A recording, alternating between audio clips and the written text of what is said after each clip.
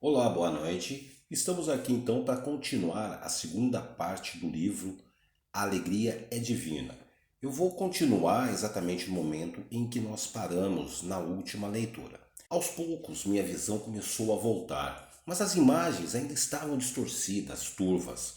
Alguém me segurou pelos ombros, forçando-me a permanecer deitado. Forcei a visão, cerrei os olhos até conseguir ver o brilho do giroflex do carro de resgate piscando em vermelho ao meu lado. Do outro lado, um bombeiro se agachou e me pediu para ter calma.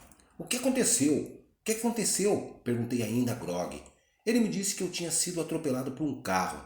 Nos cantos dos olhos eu vi uma van com a seguinte inscrição na lateral: A fé é o caminho que leva a Deus. Logo em seguida, apareceu o motorista da van. Pediu perdão. Disse que não conseguiu frear porque aparecia do nada na sua frente, mas que ele era um servo do Senhor e iria orar muito por mim.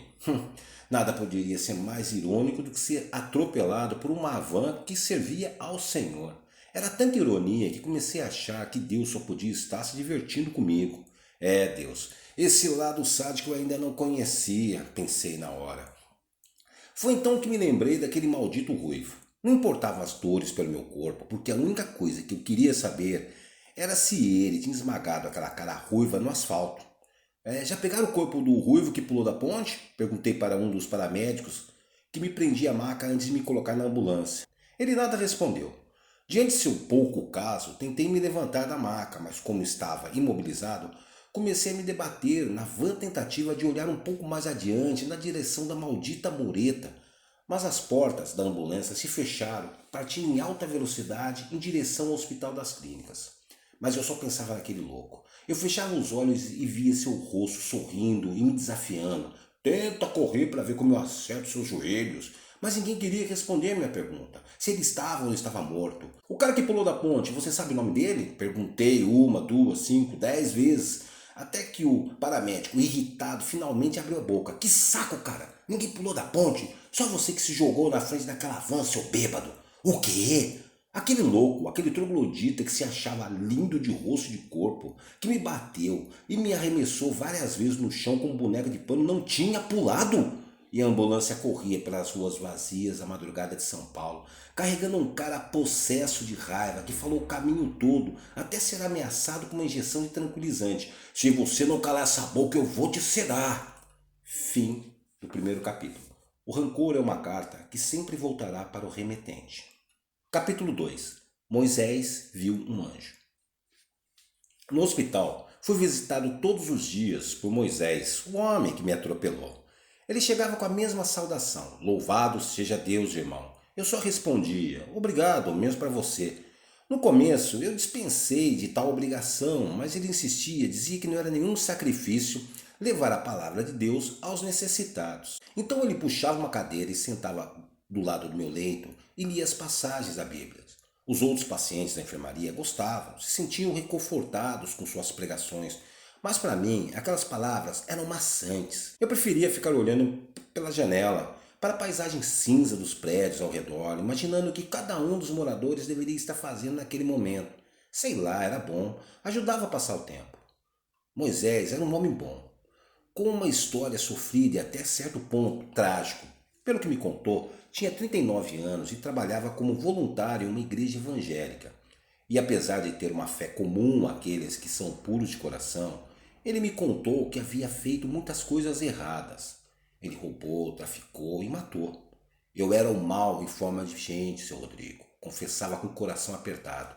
Mas quando eu estava para matar novamente, Deus mandou um anjo para me salvar.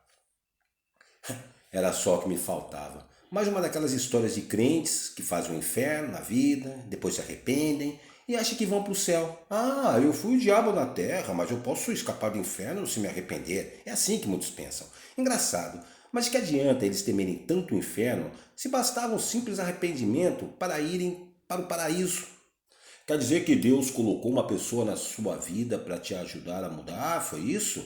Tentei demonstrar interesse, né, para ele não se sentir meio sem jeito diante do meu ceticismo. Não, Sr. Rodrigo. Foi um anjo mesmo, respondeu o emocionado.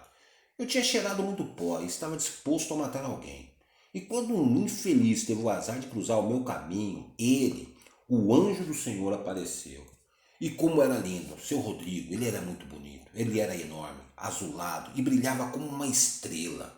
Enquanto me contava sobre seu encontro com o anjo, Moisés olhava para o teto do quarto, mas seus olhos viam um passado, um momento mágico que ele acreditava ter vivido. Foi só isso? Perguntei desapontado. Ele só apareceu na sua frente e assim, você mudou? Moisés notou o sarcasmo no meu tom de voz, mas não se deixou abalar. Seu Rodrigo, assim que as minhas pernas pararam de tremer, fugi desesperado. Eu chorava todos os dias e não saía de casa nem para me drogar. E o anjo aparecia nos meus sonhos, falando sobre coisas tão maravilhosas que me libertei e passei a amar ao Senhor. Olha, Moisés, acho legal você acreditar nessas coisas, mas não se ofenda por eu não acreditar. Você é um cara bom, você quer me ajudar, mas eu prefiro me manter distante dessas coisas de religião, entende? Seu Rodrigo, sabe por que eu te contei sobre o anjo? Claro, né? Eu esperava ouvir outra história de milagres, mas para o meu espanto, ele diz que só me contou sua história porque eu era muito parecido com um homem que ele quase matou em Santos. E aí ele completou. Quando eu te vi naquela ponte, seu Rodrigo, caído no chão, pensei que você era ele. Mas aí eu me dei conta de que isso seria impossível, porque foi em 1988 que eu quase matei aquele homem. Capítulo 3. Um barquinho à deriva. Finalmente chegou o dia da minha alta. Ganhei algumas roupas usadas da assistente social e alguns trocados para pegar um ônibus até o prédio onde eu morava, no centro de São Paulo, no mesmo inferno onde eu havia passado meus últimos anos, o bairro dos Campos Elíseos. Parei na frente do prédio, olhei para sua fachada imunda coberta por pichações, janelas quebradas e um monte de roupas penduradas lá de fora das janelas, secando em varais improvisados, e não pude deixar de me sentir um derrotado. Não que nas outras vezes fosse diferente, porque voltar para aquele inferno, para aquele cortiço vertical, sempre me deixava deprimido. Mas dessa vez era diferente. Sei lá, alguns dias atrás, eu havia saído daquele lugar decidido a nunca mais voltar. Por isso eu me sentia retornando para um lugar que parecia que eu nunca teria como escapar, que por mais que eu tentasse, jamais deixaria aquele maldito antro, aquele lugar imundo. Entrei no prédio e o primeiro que me recebeu foi o porteiro, seu Armando. Era um senhor negro, sempre sorridente, sempre bem vestido, com uma camisa branca, sempre com uma gravata borboleta e sempre assoviando um samba canção. Nunca soube a sua idade. Era um segredo que ele jamais fez questão de revelar. A moradora mais velha, que eu conhecia desde que ele chegou em São Paulo, vindo do Paraná, me contou que ele trabalhava naquele prédio desde 52, de 1952. E nesse tempo todo, ele, Armando, viu o bairro entrar em decadência e os moradores fugirem da violência que ali se estabeleceu.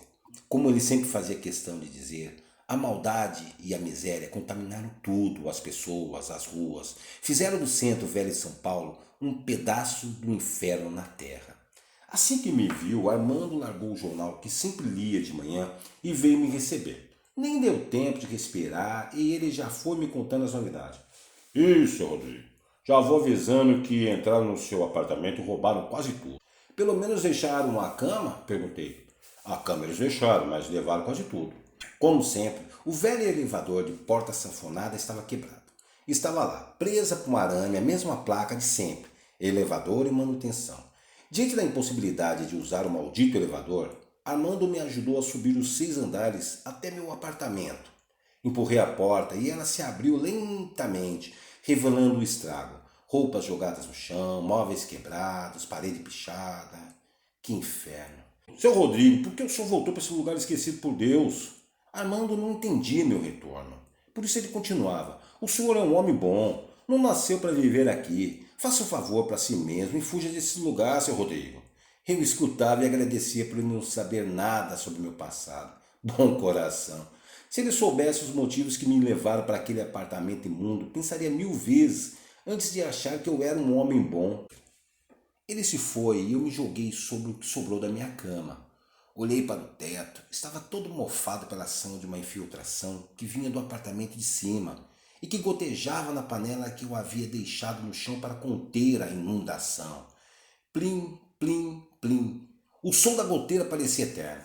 Mas ao contrário das outras vezes, em vez de me incomodar, o som começou a penetrar em minha mente e com sua cadência ele foi me acalmando, me deixando entorpecido, até que adormeci. Há muito tempo eu não sonhava como naquele dia. Aliás, há muito tempo eu nem dormia. Pelo que me lembro, aquele foi meu primeiro sonho depois de tantas noites de pesadelos. Antes, eu nem conseguia dormir de verdade. Passava as noites cochilando, despertando o tempo todo, sempre em busca de algo, quem sabe uma resposta para o que eu estava vivendo. Eu acordava, acendia um cigarro, bebia um pouco de café requentado e depois dormia por 1 hora, 2 horas no máximo e acordava com a mesma impaciência que persegue os angustiados. Só que naquela noite eu tive um sonho. E no meu sonho eu vi uma criatura enorme, com cerca de 4 metros de altura. Um homem que brilhava como se fosse feito de cristal. Era uma luz azulada, intensa, que recobria todo o seu corpo, como se fosse um tipo de aura, um campo de força repleto de luz, que volta e meia se estendia até mim e depois recuava para o seu corpo. Ele apontou para uma terra distante, ensolarada, onde viu uma praia de areias brancas e mar esverdeado. Olhei para ele, mas não podia ver seu rosto, apenas o contorno, pois a luz que emanava era tanta que cobria qualquer traço de feição. Não sei explicar, mas aquele ser parecia emanar algo tão bom que aceitei caminhar ao seu lado pela praia, onde ele apontou para um barco que estava bem distante de nós, encalhado nas areias da maré baixa. Então, aquela figura iluminada ergueu um braço, fazendo com que a maré subisse de uma vez, libertando o barco, que foi levado pelas ondas até se chocar contra algumas rochas no meio do mar. Com o choque, o barco girou 2 vezes sobre seu eixo, até que outra onda o acertou com mais força, partindo ao meio, fazendo-o afundar. Então, o ser iluminado falou: um barco sem ter quem o conduza sempre estará à deriva. E assim tem sido sua vida, sem rumo, sempre preso aos seus rancores, chocando-se contra obstáculos que poderia evitar se não fosse tão arrogante. Depois ele tocou minha testa com a ponta do dedo e eu me senti sugado para dentro do meu corpo. Acordei assustado, suando em bicas. Olhei ao redor e, para minha surpresa, eu estava parado na porta do meu prédio, do lado de fora, no meio da rua, a poucos metros de alguns viciados que me olhavam assustados, totalmente aterrorizados. Eu não falava nada, não tinha o que falar.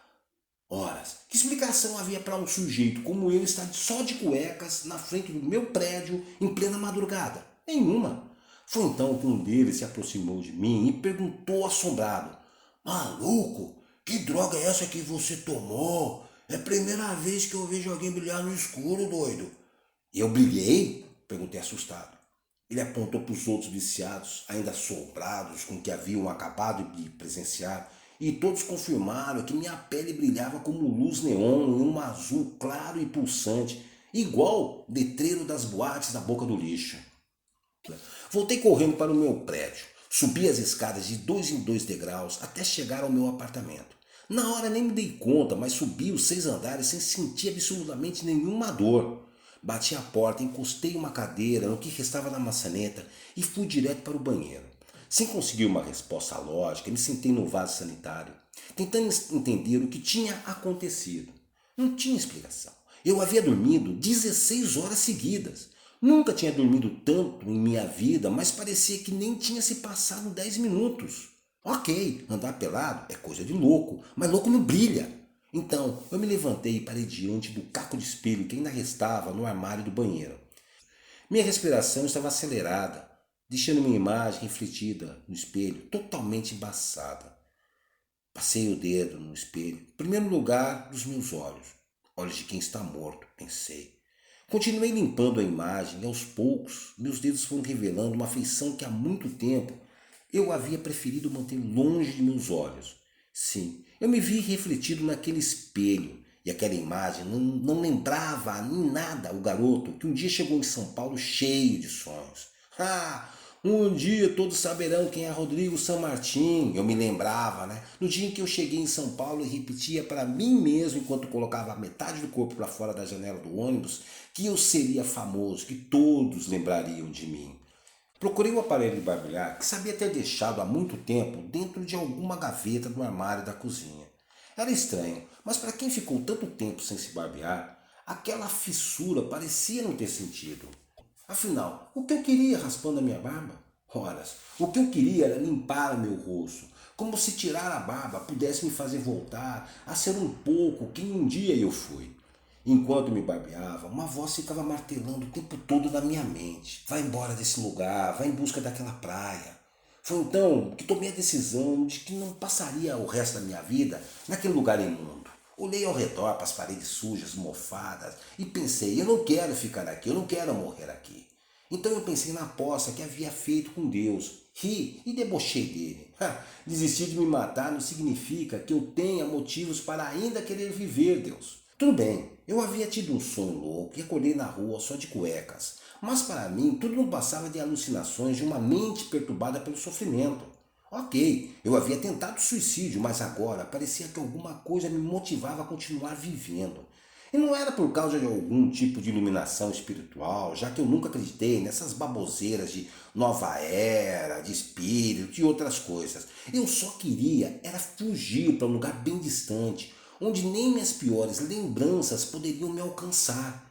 E esse lugar era exatamente aquela praia do meu sonho. Ou sei lá, pelo menos algum lugar parecido. Um lugar onde eu poderia terminar meus dias sob o sol, vivendo numa cabana, comendo peixe, tomando banho de mar. Sei lá, era um sonho bem simples, mas pelo menos eu voltava a sonhar com alguma coisa. E naquele momento, sonhar era bom, pois me ocupava a mente, me dava motivação para planejar algo. Citação: maior que o sonho é a motivação que move os seus pés na longa jornada.